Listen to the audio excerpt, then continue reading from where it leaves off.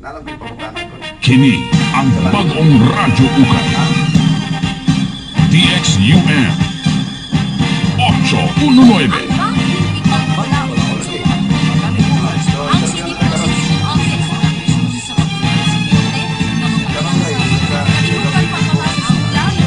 DXUM 819 sa inyong DXUM ang bagong radyo ukay.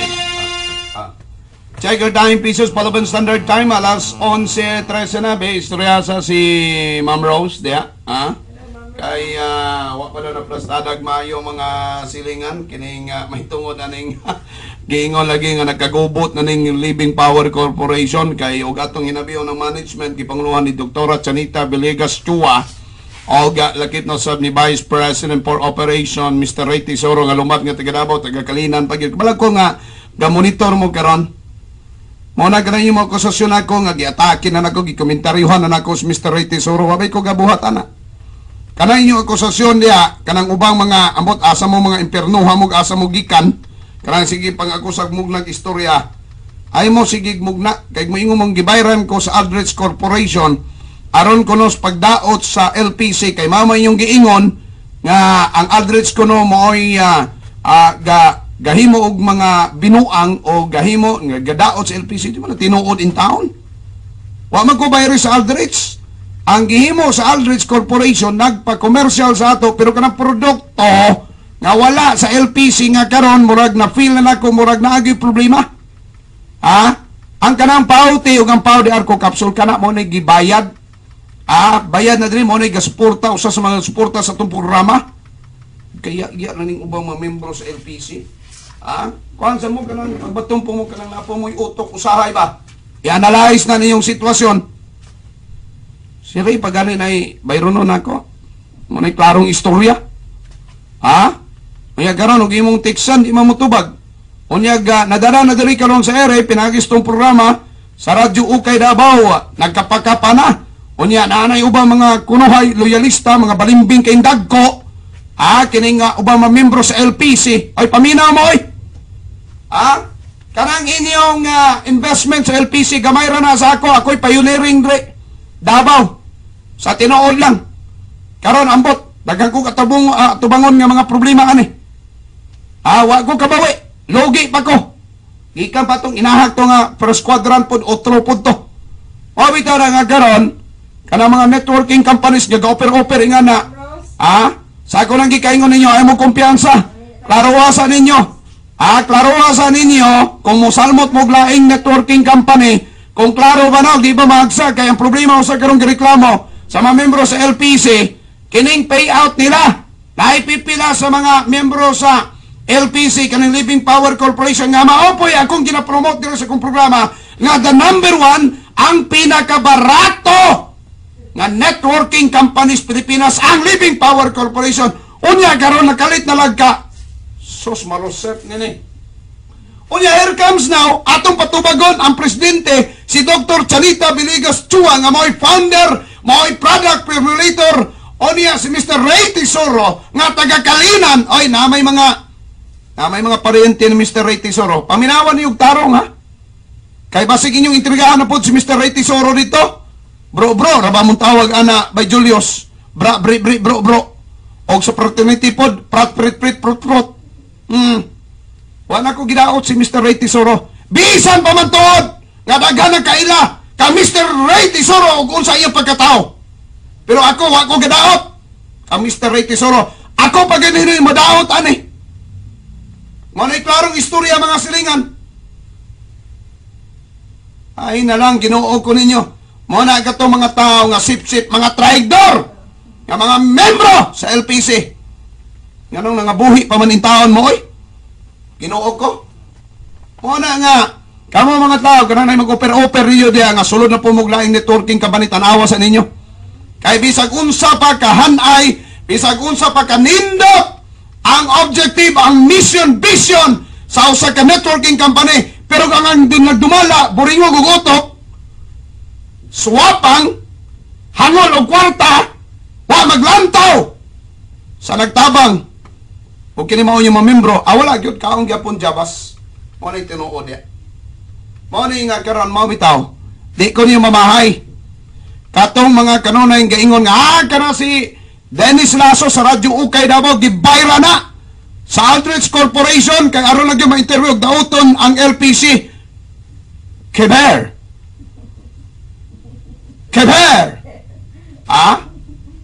Kay og magpabayad man lang ko mga silingan.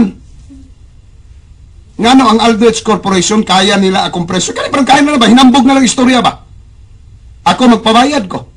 Bisa pagmaraot akong kredibilidad. Kung ingana man lang gani. Kaya ko bayaran sa Aldrich Corporation. Magpabayad ko. Deklaro din ko nun. $10 billion. O, tinuda na yun. $10 billion pa ikabaran ng mga tao din po sa University of Mindanao. Di na naman narbaho o maglingkod-lingkod na lang na. Kaya ako na lang bahinan po. Ayaw mo, kuhan ka ng ubang mga membro sa LPC, basta tinuod lang ba? Di ganit ta magbinugo, gani. Di ta magpakita nga unprofessional ta, ayaw. Kaya nang inabuhi ta, sulod ganit ta, nanadlain ganit ta, kaysa tinuod lang, o si Dennis Lasso pa mangwartahin nga pagkamidya, dili mauni akong status karong kinabuhi. Sa klaro lang istorya, sa lain pa ko nga radio network, kadaghang mong offer, puri hambog lang na ba? Mabita ako mga kaubanan nito, andari, gikan kang bailindon katulong, kay bay kiking kimpan, mga dato ba ni mga tawhanan eh, kay, dili mga dato, kay na may mga prinsipyo. Ay, ginuo ko ninyo. Muna ka mo mga membro diya uban sa LPC, katong nagkabayad na, laron talalang katong nangailad naman yata siguro, ay, nara ninyo kung sa mob nga inyong himuon, ay. Kamo na bahala diya. O di ko mamahay ni Dr. Chanita Villegas Chua, ang presidente, o ang product formulator, o asa na inyong product, karong asa na lang apunta ron. Kaya daga nagpaabot sa mga products o kumaniabot. O ni Mr. Ray Tesoro, who happens to be nga taga Davao yun, Vice President for Operation sa Living Power Corporation, mga silingan. Nga lumad nga taga Kalinan. Na may maigsuon eh. Ayaw sige palakaw istorya da, Flor. Ayaw sige palakaw istorya da, Flor, ba nga gibayran ko.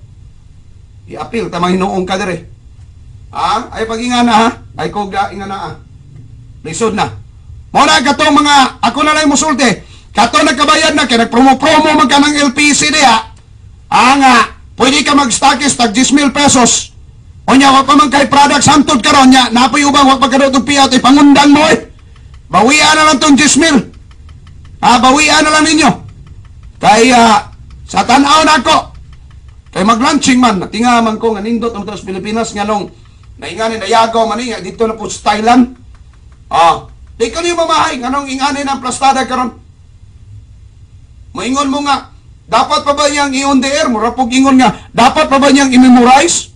Pinaunsa man po ni si Bidjones po, si Miss Bidjones. Ma'am, ayaw kay palabig ka ng bitong kulantag analysis bitaw. Tanawang sitwasyon, tagatago man daw ni si kwanto, kinsa ganito, si Bilya. Bilya Bidjones, minaw man karon ma'am. Tagatago man dai ka no? Sus, ginoo ko nimo ma'am. Sa klaro ng istorya. Og tao ka man sa management sa LPC, o sa kulbalaka, kaya di mo po masagitag kuan. Pasig ako pa'y naay daghang onsa ni. Wala ko gamita akong pagkamidya, sukat-sukat si Dennis Lasso, wag gagamit pagkamidya. Paulaw ganita. Pero moingon mo, kasalig man na si Dennis Lasso, gamiton na yung Radyo Ukay Davao, kay mo na. Wala ko gamita, pero gusto niyo mo gamit pagmidya na. I-hire ninyo si Vice President Noli Di Castro, kuya man ka na, naman ka na kredibilidad. Sila Tate Pailon, kisa na mga kuyaw nga, kuhan. Hindi na ganit na magkinatik-atik. Mo na atong tambag na ng Foods Management, ang atong ginapangayo ni mo, Mr. Ray Tesoro o Dr. Chanita Villegas Chua, di na ko niyo mabasol. Tubagan na ninyo, ka naman complain sa ubang mga LPC members. Hindi kayo magsigimog tago-tago niya, tuo mo ng mga intriga. Napay mo mga tao, gipadala din sila ba, mahi mo yung nagkabulabog, tuo ka man kong istorya. Nguna'y klarong istorya diya. Tubagan, anong pipila kay gayon, na pipila ka, si Mana, walay payout. Ang produkto, nangabot. Is it fair? What process and justice are you talking about, Mr. o Miss Belia Bidjones mo to? Tagatagong? If you want to answer, If you want to defend the LPC management, you can do it.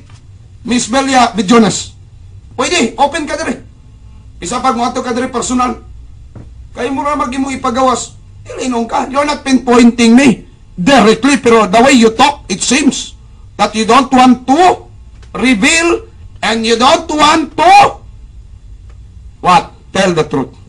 Remember, Miss Vidjones, the truth will set us free. O sa may daotan na og dili ka guilty og sultihan mo mga membro sa LPC o sa nanitabo. Ikaw daw, blakan ka. Ha? Ang imong account di nakakakuha sa imong komisyon. Blakan ka. Anong ibig sabihin yan? Anong masabi mo niyan? Di ba bastos? Way respeto? Wala'y tinuod ya. But I am not accusing. Still, I respect nila ni Dr.